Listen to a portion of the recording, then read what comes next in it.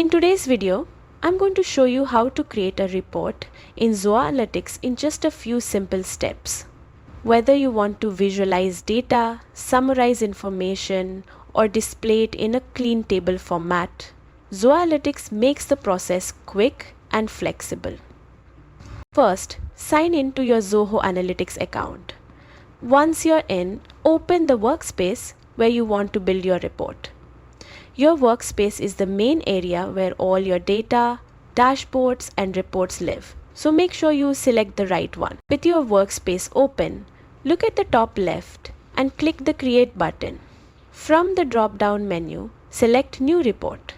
Zoho Analytics will now ask you what type of report you want to build.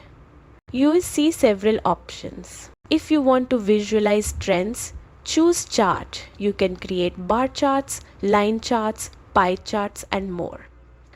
Perfect for spotting patterns in your data. If you need to reorganize or summarize information, choose a pivot table. Pivot tables let you drag, drop, and rearrange fields so you can uncover insights quickly.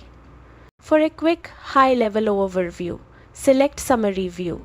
This gives you grouped and summarized metrics without overwhelming details. And if you prefer a clean, simple spreadsheet style layout, go for Tabular View, which displays your data in a familiar table format. Once you choose your report type, Zoho Analytics will guide you through selecting fields, customizing the layout, and applying filters so you can shape the report exactly the way you need.